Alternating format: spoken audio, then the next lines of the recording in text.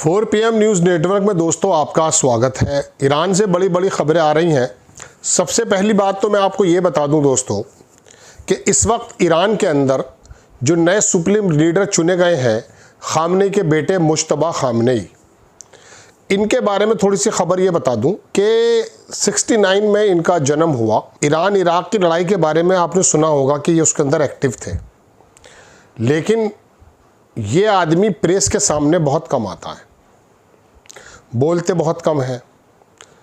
और मैं आपको बता रहा हूँ, कासिम सुलेमानी, अगर आपने नाम सुना हो, ये वो व्यक्ति है जिसको अमेरिका ने असैसिनेट करा दिया था पहले, जिसने हसन नसरुल्लाह की हिजबुल्लाह हो या हमास हो या बाकी इस तरह की प्रॉक्सी के ज़रिए जो संगठन बनाए थे, उसके पीछे दिमाग माना जाता है कासिम सुलेमानी का।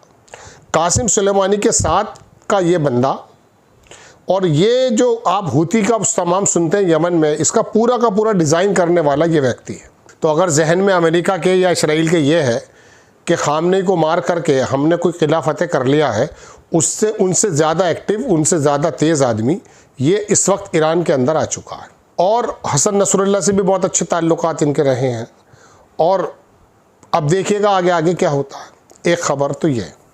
दूसरी खबर मैं आपको बताऊं कि ये शिया समुदाय से ताल्लुक़ रखते हैं। इराक़ के अंदर एक आयतुल्लाह सिस्तानी साहब हैं, जिनकी तस्वीर मैं लगा रहा हूँ।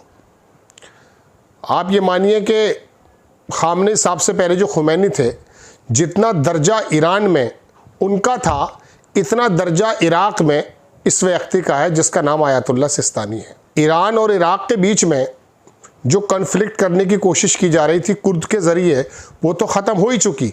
उनकी तरफ से बड़ा बयान आया है, और वो बयान ये है कि इराक़ के लोगों की ज़िम्मेदारी है ईरान को संभालना, ईरान का सपोर्ट करना।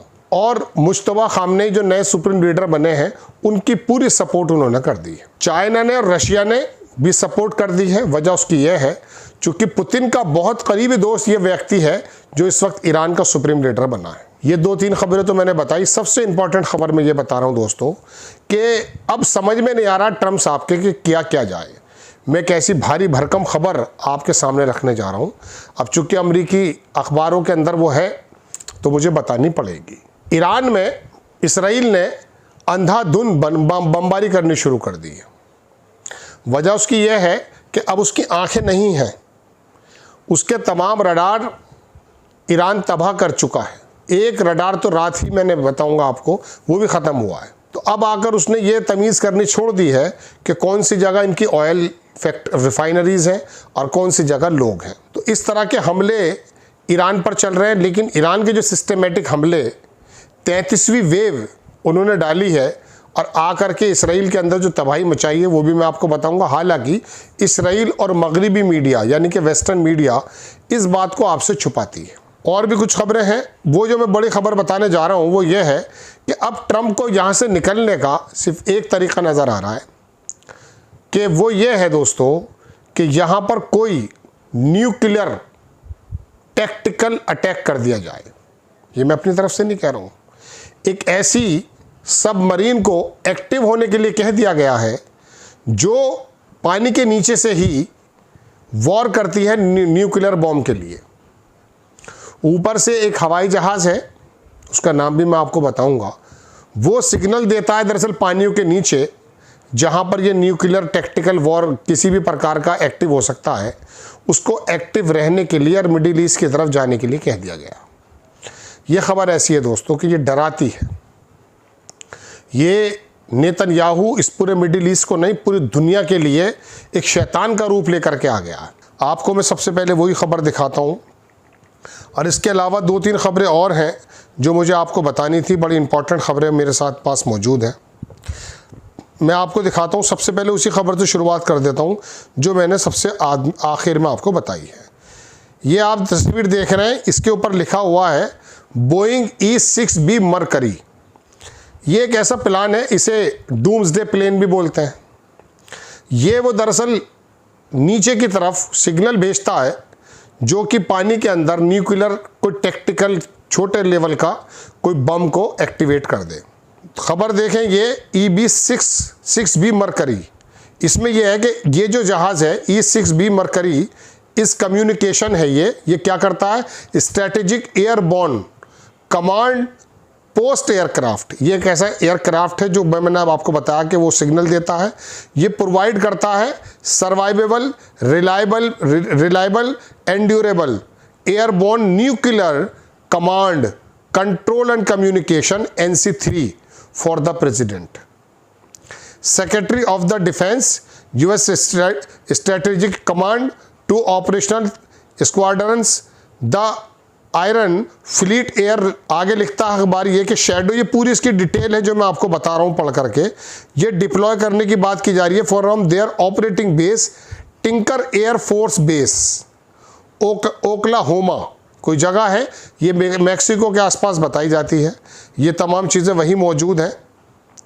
वेपन्स, ये इसको एक्टिव रहने के लिए कह दिया गया। अब दोस्तों बात यह है कि अगर लड़ाई इस हद तक पहुंच गई है कि ईरान इनके काबू में नहीं आ रहा है और सऊदीया से, टर्की से तमाम सऊदी और लोग, तमाम अमेरिकन नहीं, सारे के सारे सिफारतकार जो उनकी एम्बेसी में लोग हैं उनको भी वापस बुलाया जा रहा है, क्योंकि संभवतः अब सऊदी अरेबिया भी इसमें एक्टिव हो सकता है।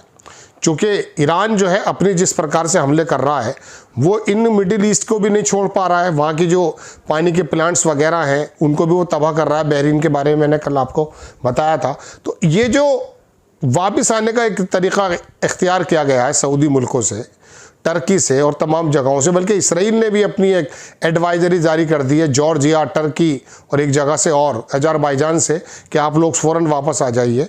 तो इस तरफ ये एक भयावह इशारा देता है।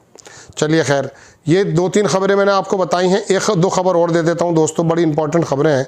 ये है वो आयतुल्लाह सिस्तानी, इनका ये एक टर्की का अखबार है अनादोलू, वहाँ से ली है मैंने। इन्होंने कहा कि Iraq's top Shia cleric calls support for Iran collective duty. ये हमारी जिम्मेदारी बनती है कि हम इसको ईरान को बचाएं, ये कहना है आयतुल्लाह सिस्तानी का।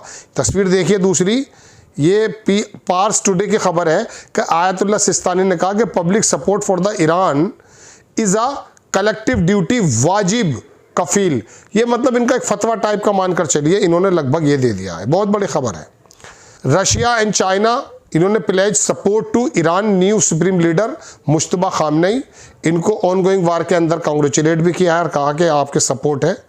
ये मैंने आपको दिखाई, ये TRT की खबर है दोस्तों। दूसरी खबर दिखा देता हूँ मैं आपको, ये डेली न्यूज़ की खबर है कि अमेरिका ने, US ने अपने सिटीजन से कहा कि लीव साउथ ईस्ट टर्किया, तुर्की को फ़ौरन छोड़ दिया जाए। दूसरी खबर देखें, ये अल अरेबिया की खबर है कि अमेरिका ने अपने सिटीजन से कहा leave south east Turkey, order staff of the Adana consulate, यहाँ से भी वापस लिया जा रहा है। इसराइल ने भी एडवाइस कर दी है against travel to Azerbaijan, Armenia, Georgia और ईरानियन टेरर थ्रेट। ये हैरेट्स की खबर है कि यहाँ से इनको जाने की बात कह दी गई है।